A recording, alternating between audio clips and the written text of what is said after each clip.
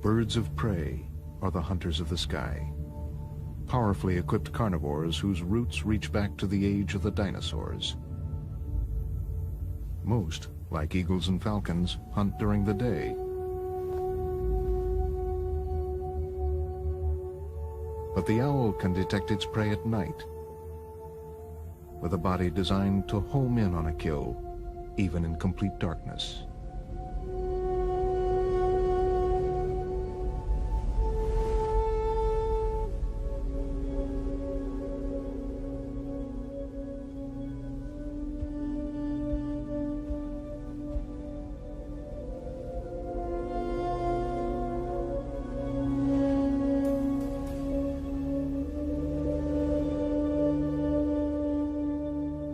Vultures are hunters too, though they prey on the dead. These voracious scavengers work together to strip the carcasses of large animals.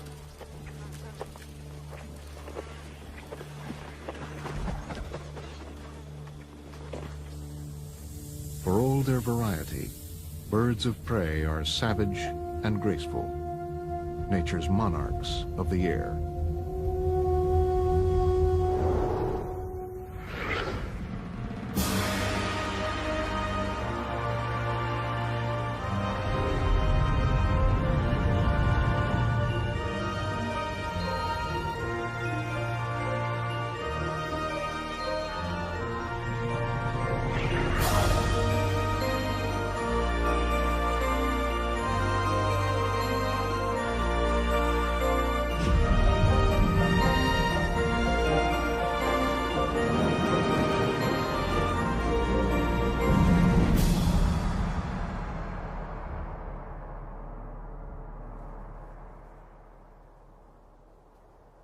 Scotland in April, and a late snow covers the ground.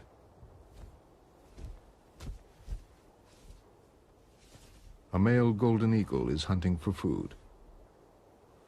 Like other birds of prey, all the parts of his anatomy combine to create a highly efficient predator. Strong talons for grasping prey, a muscular chest, and powerful wings which help him lift it, and a sharp beak for tearing it open. These are the defining features of birds known as raptors.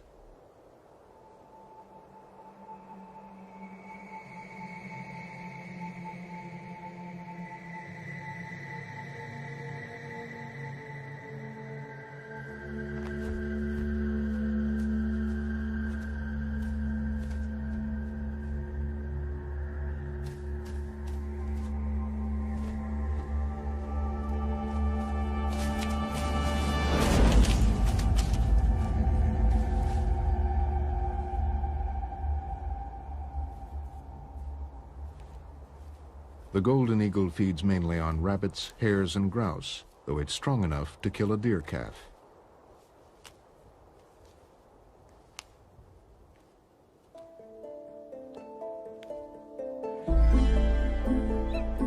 Golden eagles are among the largest birds of prey.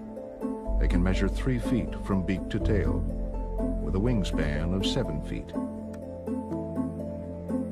As in most birds of prey, the female is larger than the male.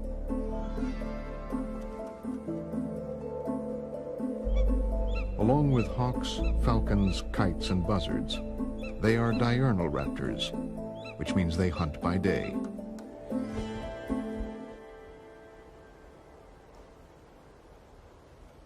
High up on the sides of a Scottish cliff, golden eagles nest in an eyrie.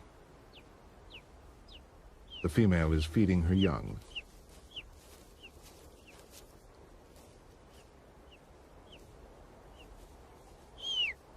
She tears the meat into small strips to make it easier for them to digest.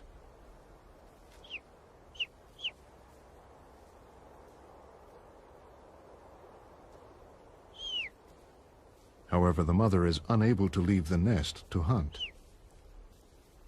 The thin down on newborn chicks provides little insulation, and they are vulnerable to the cold, so the mother must keep them warm by brooding.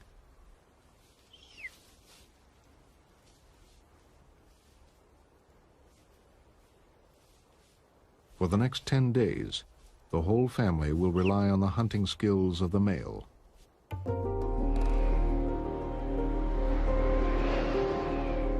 Birds of prey need patience, stealth, and above all, keen senses. Eagles rely on their sight.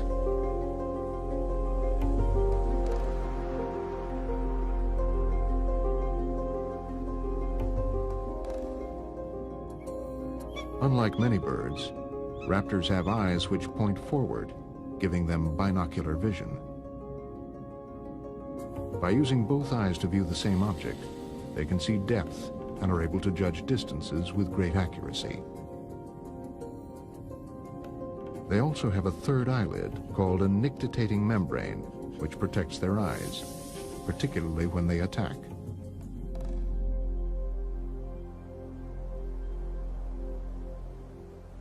For centuries, people have known that birds of prey have good eyesight, hence the expression, eagle-eyed. But until 20 years ago, no one had tested their vision scientifically.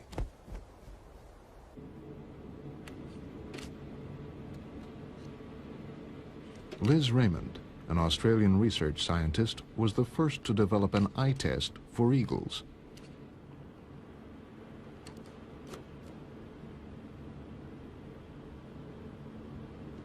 The biggest difficulty with testing any animal's vision is that you can't talk to them directly, so it all has to be done by indirect means. Liz solved this problem with a simple but ingenious experiment. In the first stage, she trained an eagle to distinguish between images projected onto two screens. They have two choices. One is the black and white line of equal widths, and the other one is a projection of a homogeneous grey field. And what you ask the eagle to do after a lot of training is to fly to the black and white lines, and if the bird does that, then he would receive a food reward. Liz then made the black and white lines progressively thinner.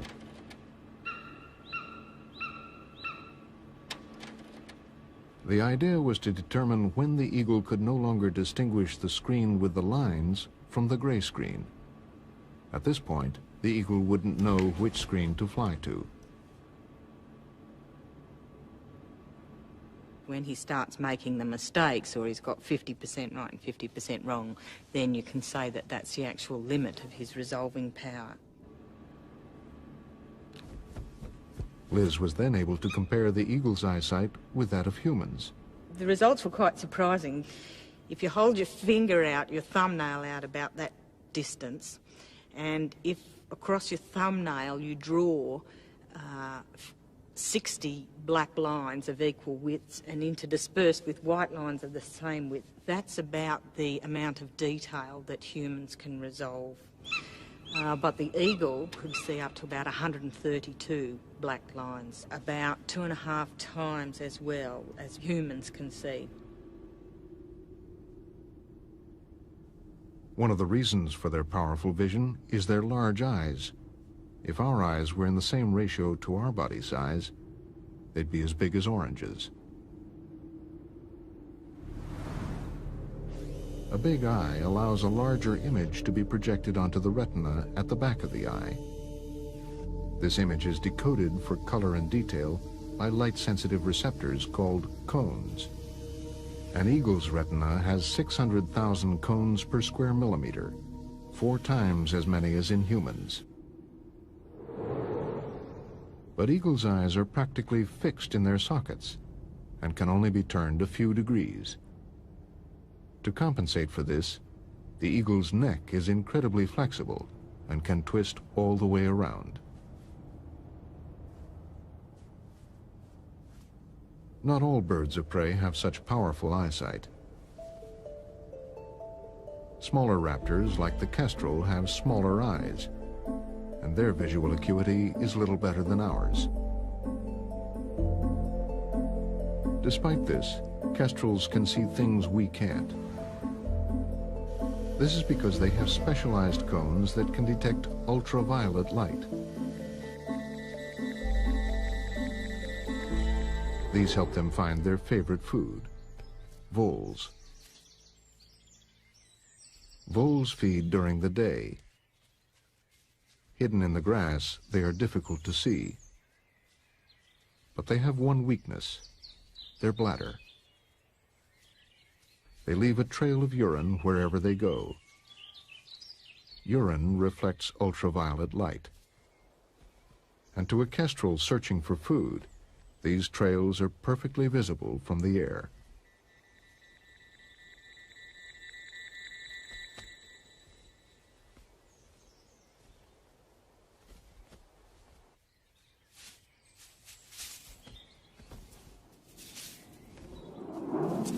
This time, the vole escapes.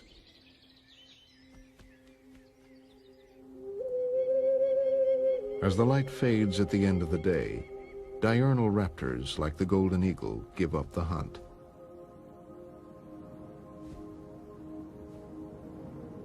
Their eyesight is adapted to work best in bright light. In low light, their vision is worse than ours, and they are unable to see their prey.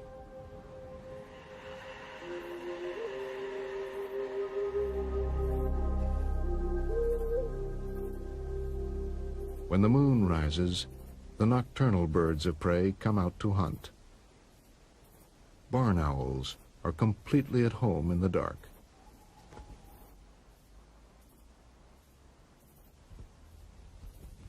They have all the features of the diurnal birds of prey, from their sharp talons to their strong beaks, but their eyes are different.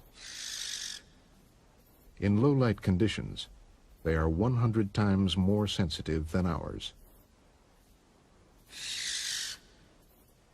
Still, there are times when even a barn owl's eyes are not sensitive enough for hunting.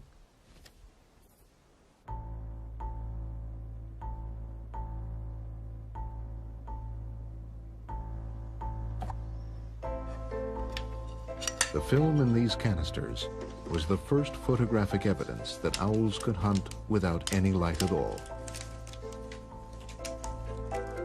In 1957, Roger Payne of Cornell University carried out an unusual experiment.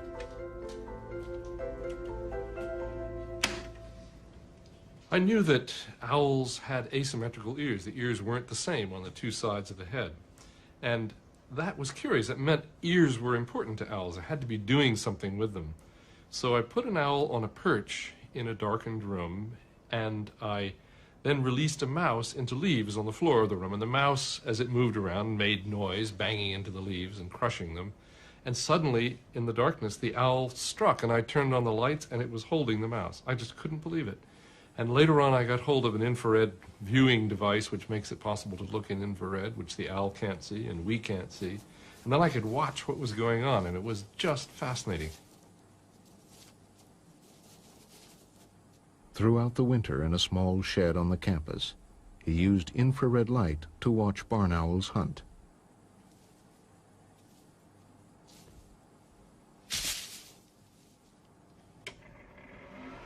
He recorded what he saw on infrared film.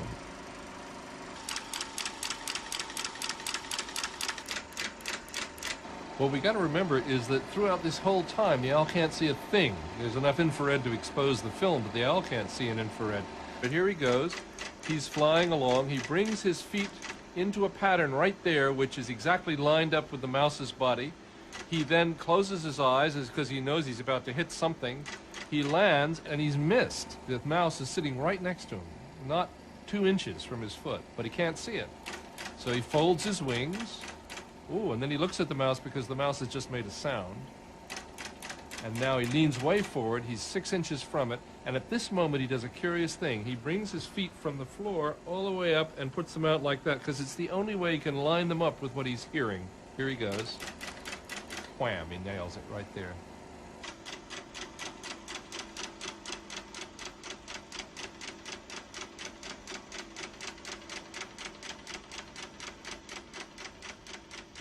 Make sure that it wasn't that it was homing on the smell of the mouse, or that it had actually seen the mouse somehow, or that maybe it was looking at the mouse in the infrared heat that a mouse gives off.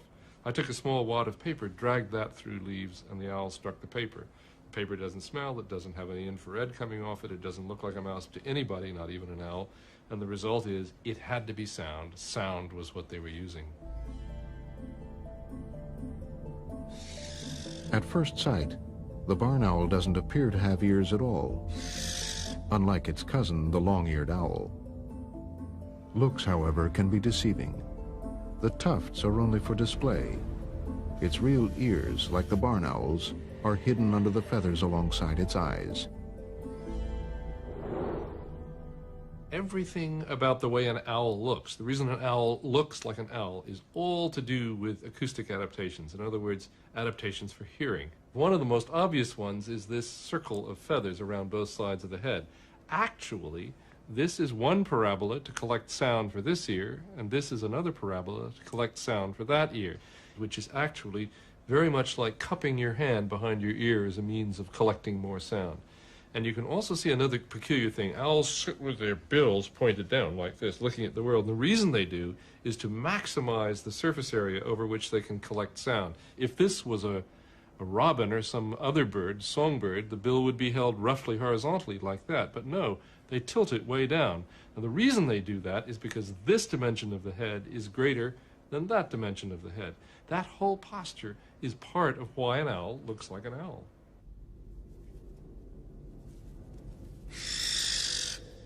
The barn owl locates the direction of a sound in two ways.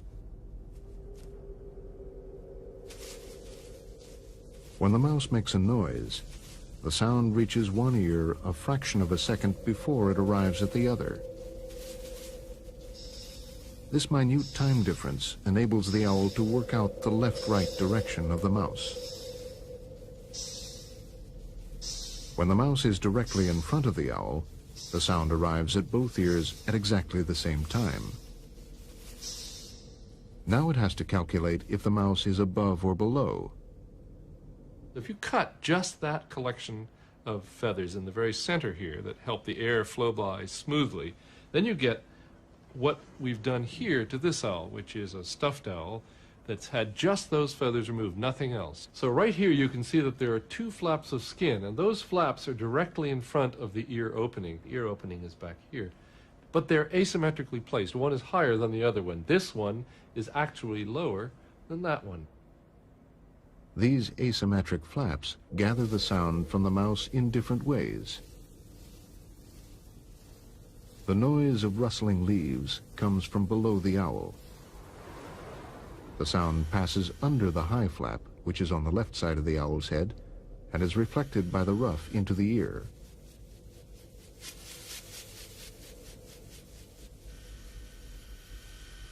The low flap on the right side deflects the sound coming from below. When the sound is louder in the left than the right ear, the owl knows it's coming from below. By combining the up-down with the left-right information, it pinpoints the mouse with great precision.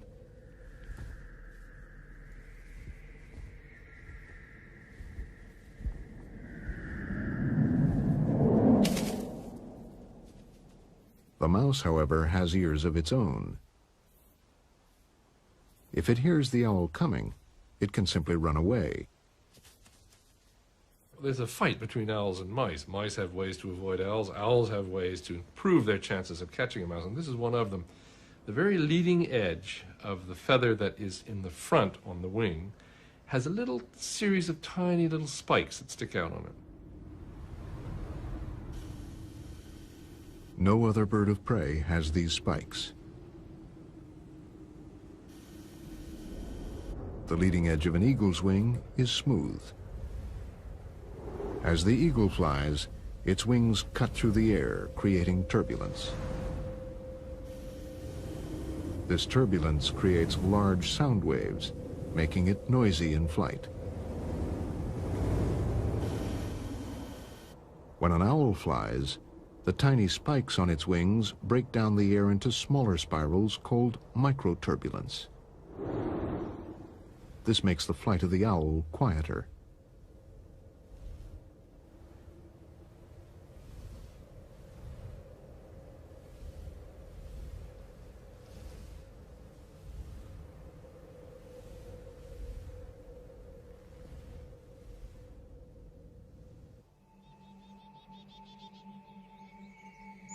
Sharp hearing also helps an owl hunting in daylight.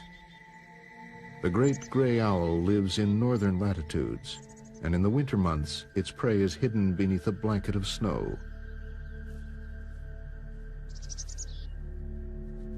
But the snow offers no real protection.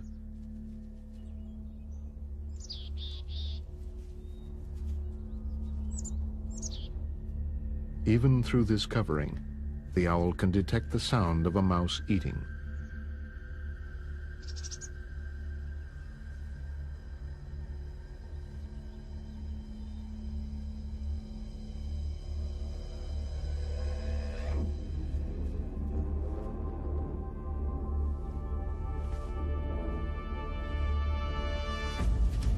The great gray owl, like all birds of prey, has senses finely adapted to its environment.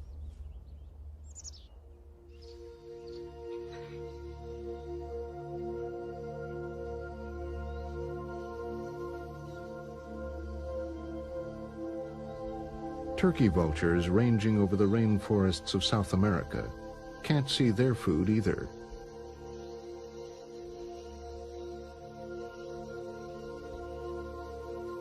The dense canopy of trees covering the ground hides animal carcasses from view. So how these scavengers were able to locate food remained a mystery until the late 1930s.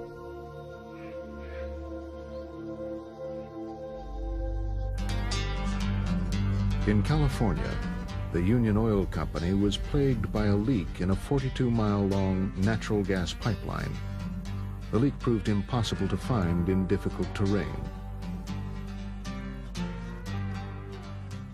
But company engineers had noticed that vultures often gathered while they were repairing holes in other pipelines.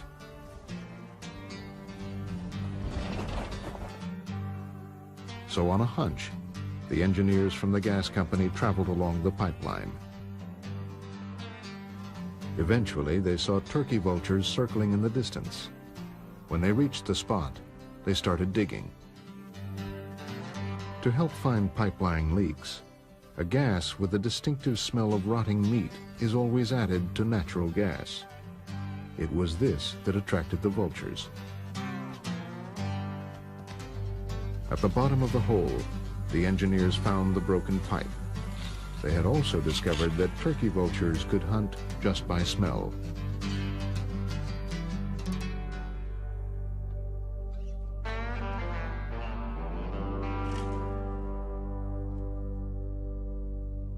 Turkey vultures have nostrils so large, you can see right through them.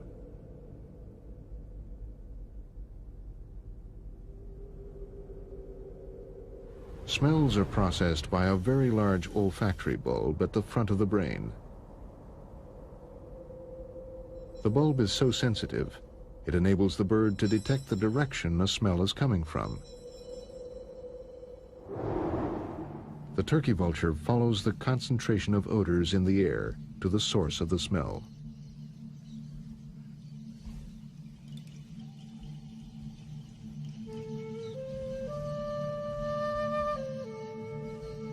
This acute sense provides a service to other vultures. While the turkey vulture flies low over the forest canopy, the other vultures soar high above, waiting and watching. These birds have a less developed sense of smell and rely on the turkey vulture to guide them to the food.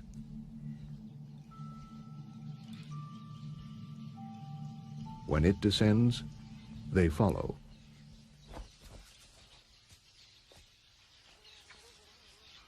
Although first to the prey, the turkey vulture isn't strong enough to rip through the skin of this large rodent. It is soon joined by black vultures, which are also unable to pierce the hide.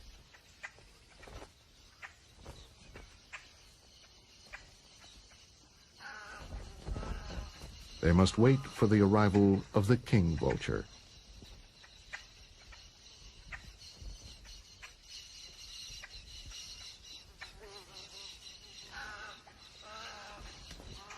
Like the black vultures, the king vulture has a weaker sense of smell but it does have a strong, sharp beak.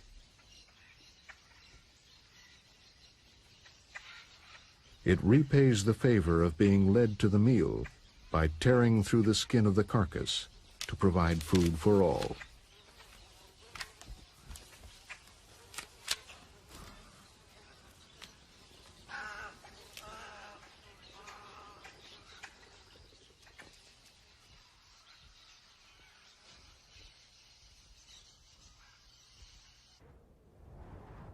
Back in Scotland, it is May. The newborn golden eagle chicks are now 7 weeks old.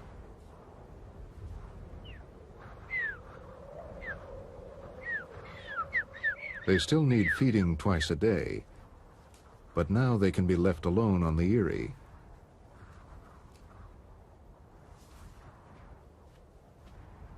They've now acquired a thick layer of downy feathers and no longer depend on their mother for warmth. The feathers to come, however, will take them much further. A typical bird of prey has over 7,000 feathers, each with its own role.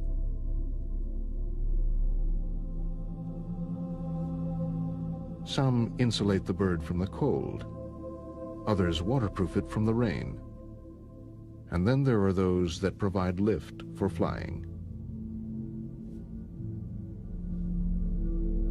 Before a bird flies, it raises and untangles its feathers, putting each one into place, ready for flight.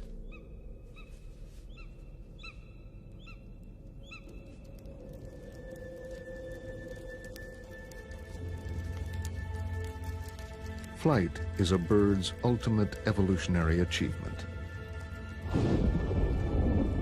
The evolution of birds is still the subject of fierce scientific debate. The earliest ancestors of birds probably emerged 200 million years ago as reptiles. Some that climbed trees grew elongated scales to form primitive wings. These allowed them to glide from the treetops. 50 million years later, Archaeopteryx appeared. It still had teeth and solid bones, just like a reptile. But what made this animal so different was that it had feathers.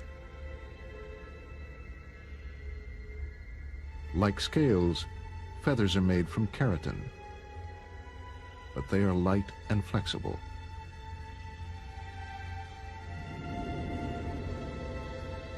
Archaeopteryx did more than glide. It could fly.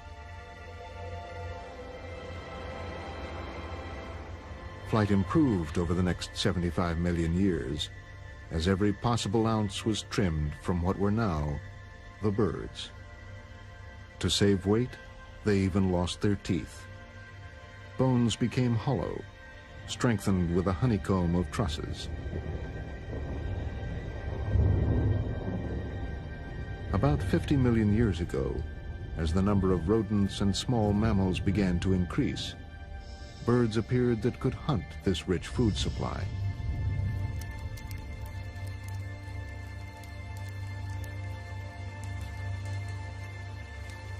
The modern bird of prey was born.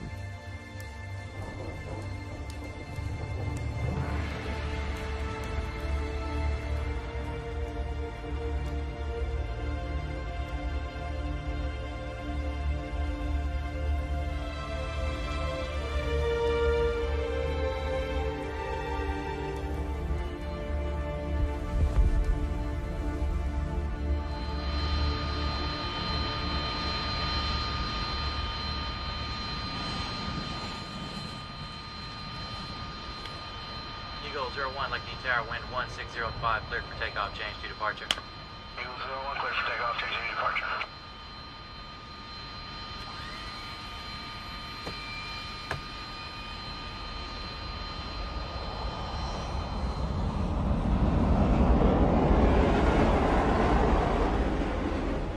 Air bases throughout the world have a problem.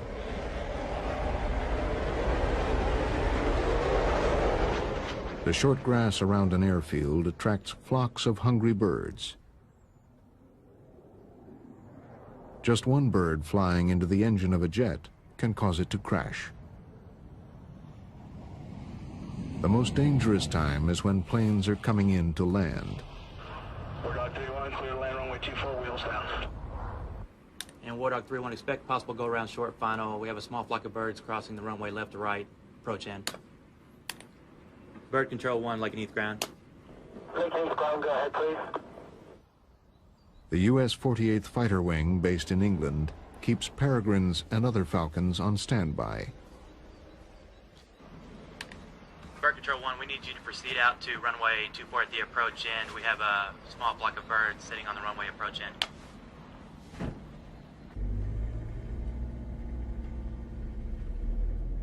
Peregrines are the natural enemy of the rooks and pigeons that feed near the runways.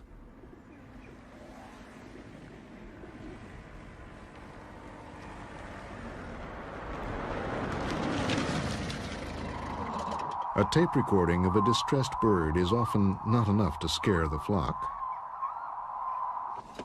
But the release of a peregrine has a dramatic effect.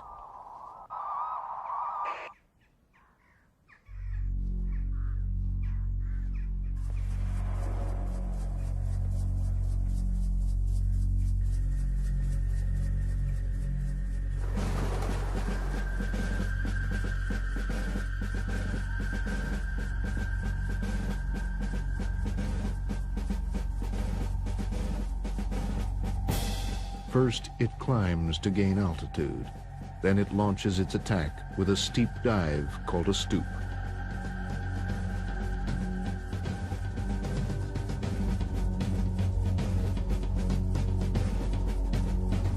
A peregrine falcon in a stoop is the fastest animal in the world. A team in Germany has measured its speed at 217 miles per hour.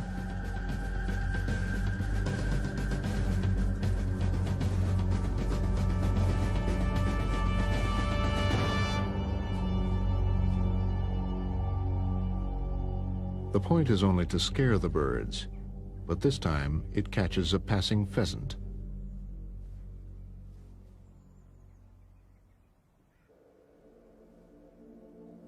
A peregrine's strong wings are designed for maneuverability, but it depends on speed to catch its prey in the air.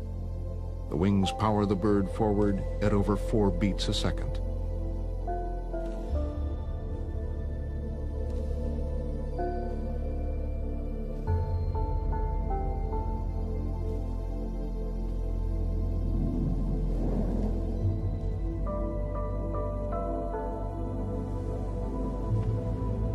An eagle's wings are not designed for speed.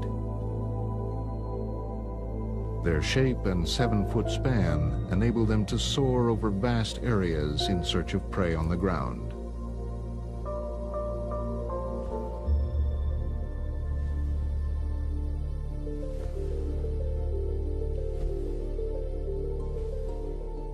But one thing the eagle and the peregrine have in common with other birds of prey is that they strike with their feet.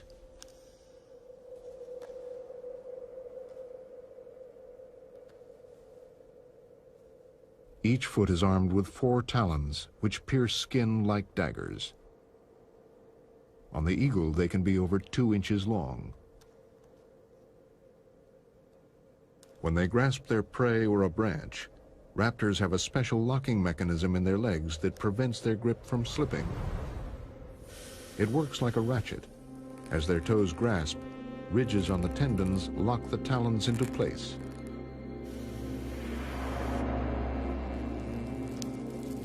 When it wants to let go, the bird pulls the outer sheath away from the tendon, and the grip is released.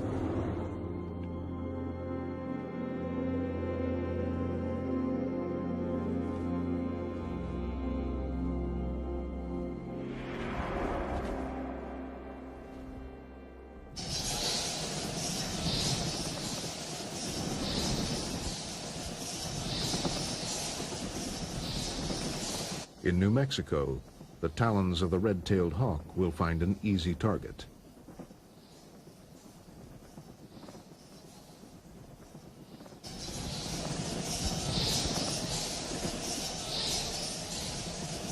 As the sun goes down, Mexican free-tailed bats stream out of their cave to start a night of feeding.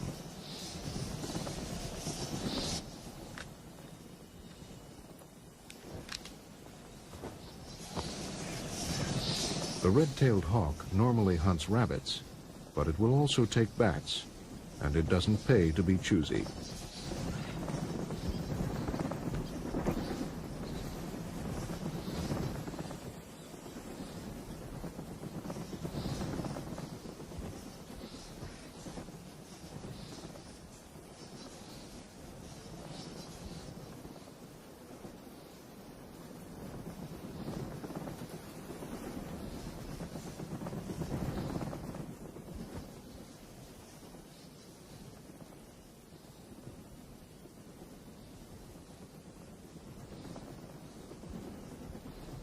Raptors eating their prey have the skills of an experienced butcher.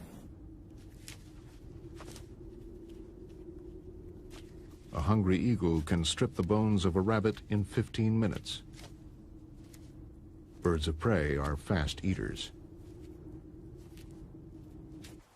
On the ground, the peregrine is vulnerable to predators, so it needs to eat quickly. It swiftly plucks the feathers of this pheasant to get at the flesh below.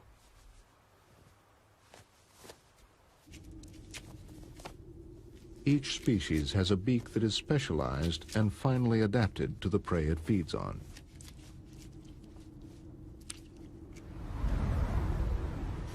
An eagle's beak has a sharp hook at the end, able to cut into meat like a knife point.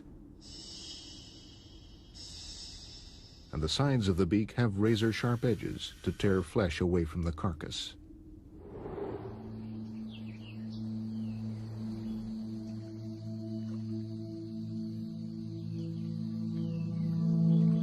In the Florida Everglades, one species of kite has a beak adapted to only one food source. The snail kite feeds on apple snails.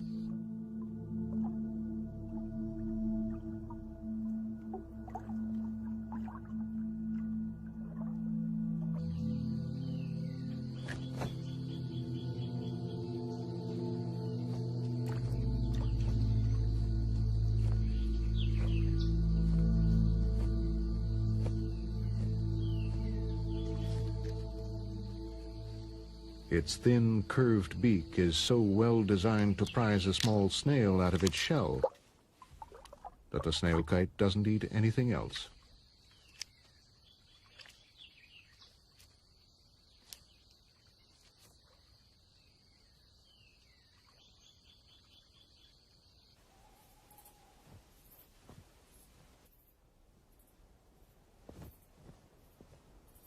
While larger birds of prey eat their food where they find it, smaller raptors, like owls, carry their catch to somewhere safe.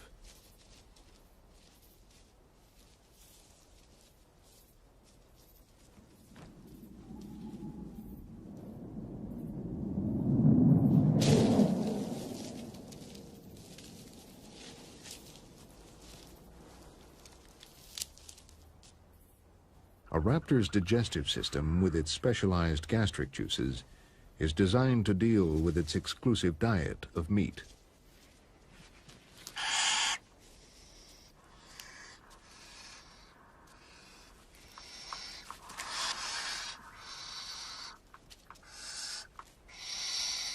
Even as young chicks, barn owls swallow their prey whole.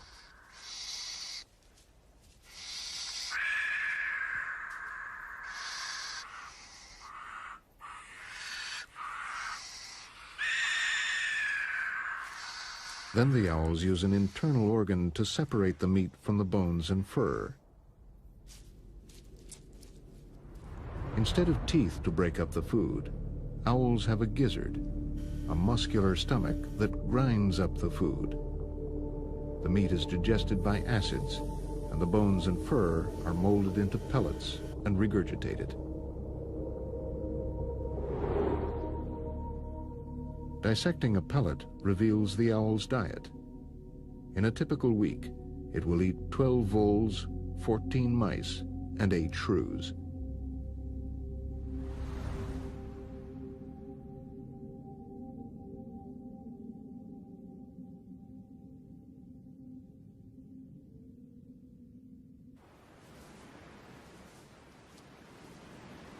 In Scotland, it is now 11 weeks since the young eagles hatched. This down feather is all that's left of the bird's juvenile coat. Their black and white flight feathers have grown, and the birds are just mature enough to fly. The parents are starting to leave the young birds to fend for themselves. If they don't fly soon, they'll starve.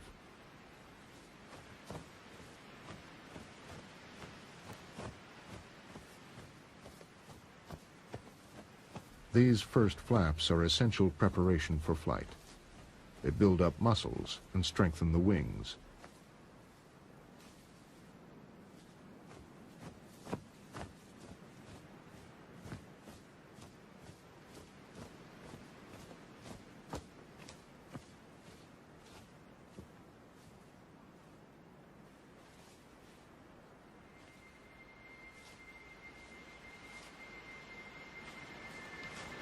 The eldest chick finally gets up the courage to take to the air.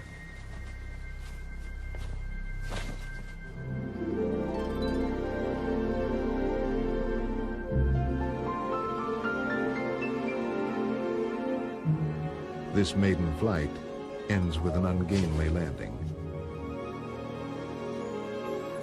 For any bird of prey, the first year is the toughest in its life.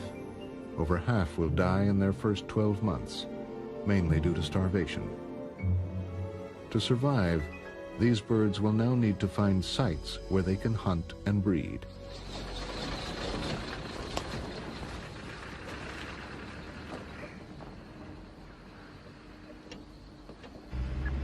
Zoologist Mike McGrady has spent 5 years studying eagles in the Western Highlands of Scotland. He's used tracking techniques to build the most detailed picture yet of the movements a young eagle makes once it has left the nest.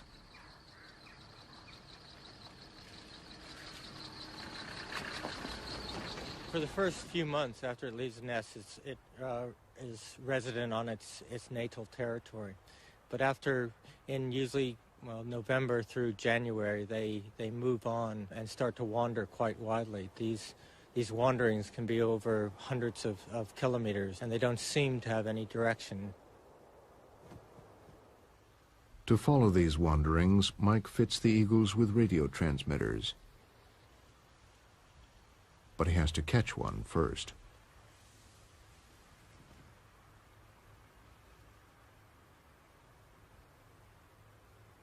"80 yards from the hide, Mike has baited the trap with a dead rabbit.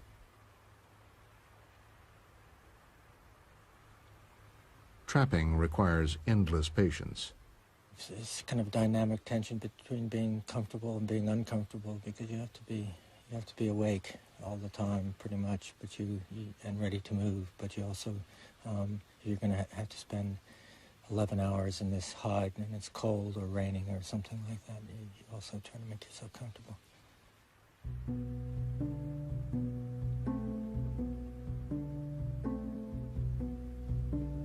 This is the 6th day of watching and waiting.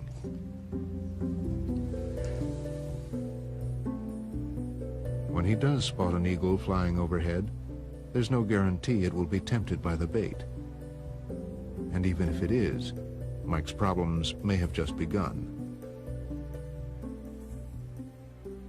We then have to wait until the eagle is exactly in the right position, because one is always concerned that the eagle will be injured by our trapping methods. But once the eagle is in position, we just fire the trap by radio control. Unfortunately, sometimes the eagles spend half an hour in the wrong position, but in the trap, and we never catch them.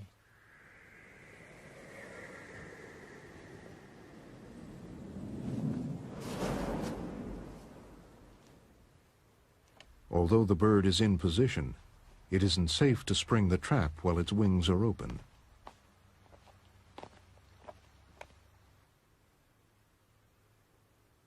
Finally, it folds its wings.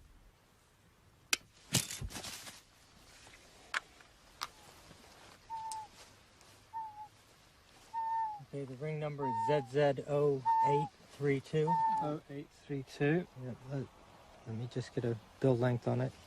The first job is to tag the bird and measure it.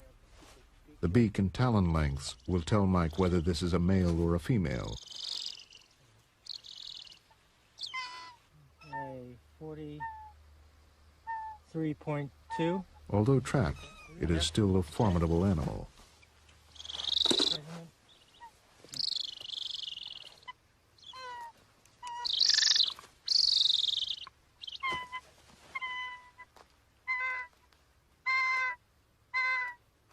49.4. This bird has a short beak and talons, and so Mike knows it's a male. All right, we're ready to put the tag on.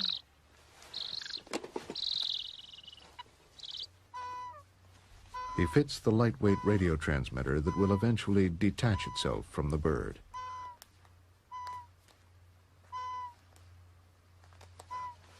This is a tail-mounted transmitter, so its life expectancy is really dependent upon where the tails, how long that tail feather is going to stay in. I've tried to choose a feather that's relatively new, because eagles don't molt through all their feathers in one particular year. So hopefully this bird will be able to keep the transmitter on at least as long as the life of the transmitter, which might be about 2 years.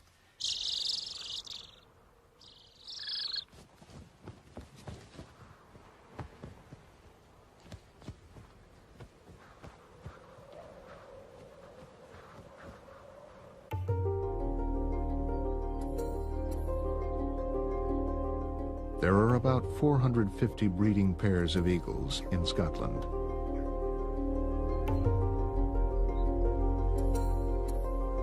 To be successful, a young golden eagle needs to claim a territory. But what if all the good sites are already taken?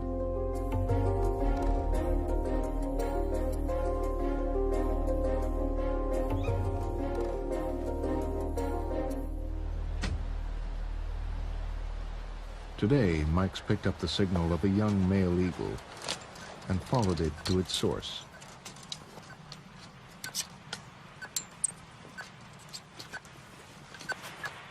The territory of this golden eagle is 7 miles long and 5 miles wide. The eagle has defended it against all comers. Just like any other territorial animal, they maintain this territory at great sort of energetic expense. And the reason they have to do that is because the resources within that territory are quite important to it breeding. Those resources include food resources, but also might include nesting resources or a mate. They're maintaining an area which they can survive and reproduce in.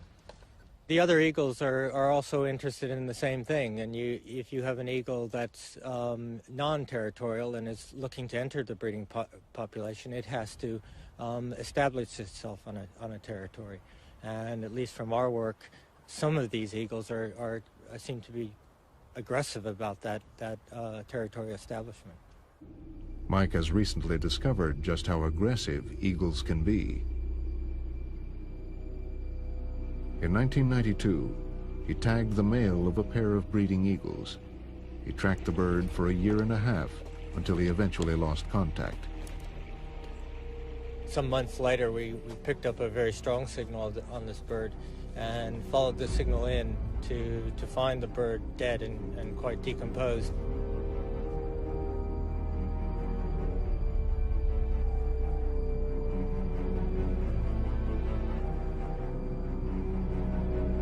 What he discovered next came as a complete surprise. Once we cleaned up the skull and the whole skeleton, we sort of realized what had caused this bird to die. It had obviously received a wound from probably another eagle.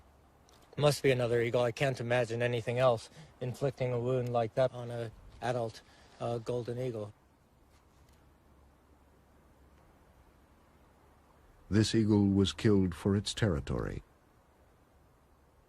How often this occurs, no one knows. But a young male eagle has now taken over the territory. Chances are, this was the killer. The new young male will mate with a resident female. He will learn from her where the best hunting sites are and benefit from her experience. When she dies, he will stay in the territory and acquire a new mate. In this way, territories have been handed down in an unbroken lineage, stretching back centuries. All birds of prey share an evolutionary legacy. Whether they're hunting or scavenging, flying or gliding, they are the ultimate aerial predators.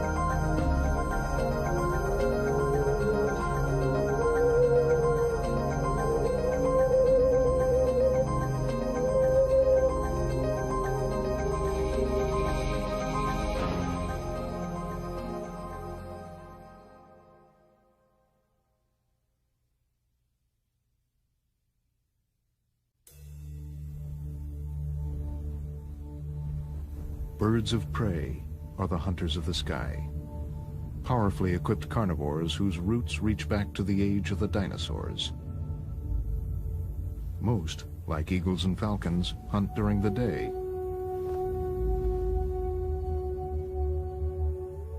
But the owl can detect its prey at night, with a body designed to home in on a kill, even in complete darkness.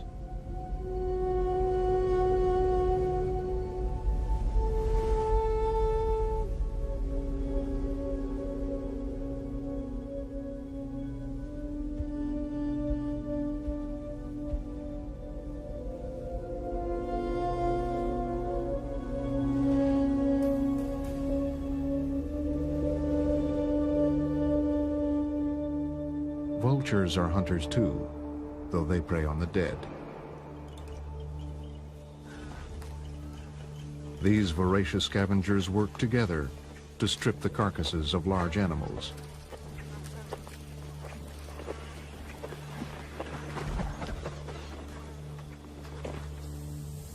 For all their variety, birds of prey are savage and graceful, nature's monarchs of the air.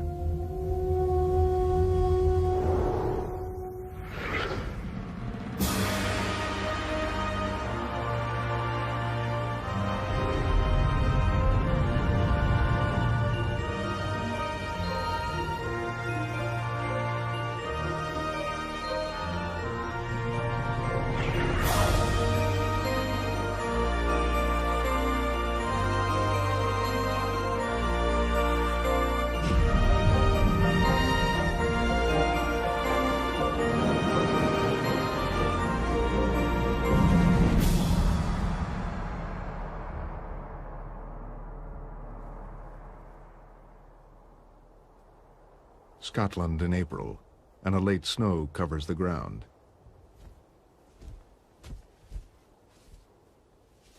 A male golden eagle is hunting for food. Like other birds of prey, all the parts of his anatomy combine to create a highly efficient predator. Strong talons for grasping prey, a muscular chest, and powerful wings which help him lift it, and a sharp beak for tearing it open. These are the defining features of birds known as raptors.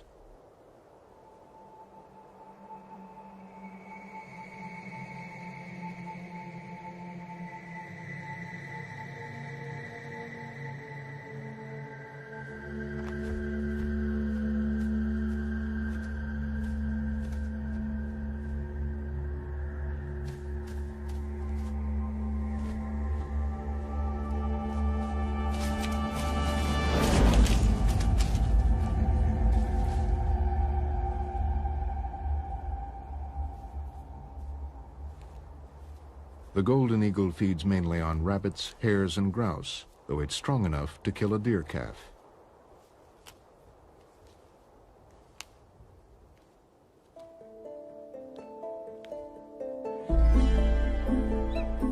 Golden eagles are among the largest birds of prey. They can measure 3 feet from beak to tail, with a wingspan of 7 feet. As in most birds of prey, the female is larger than the male.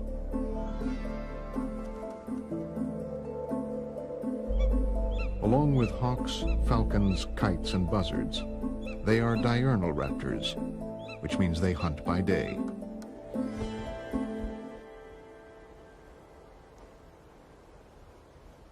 High up on the sides of a Scottish cliff, golden eagles nest in an eyrie. The female is feeding her young.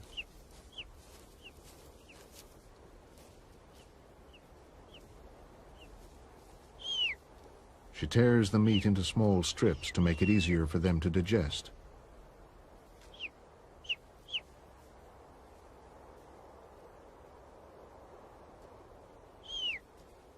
However, the mother is unable to leave the nest to hunt. The thin down on newborn chicks provides little insulation, and they are vulnerable to the cold, so the mother must keep them warm by brooding.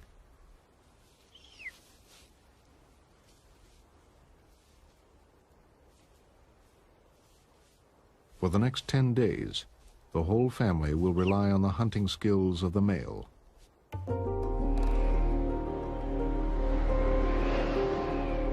Birds of prey need patience, stealth, and above all, keen senses. Eagles rely on their sight.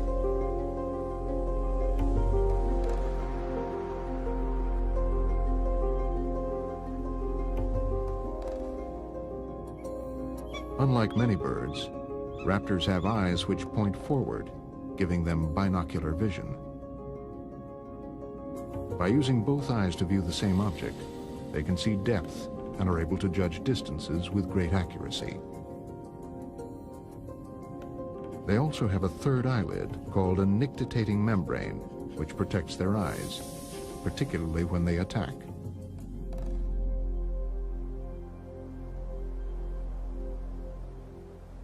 For centuries, people have known that birds of prey have good eyesight, hence the expression eagle-eyed. But until 20 years ago, no one had tested their vision scientifically.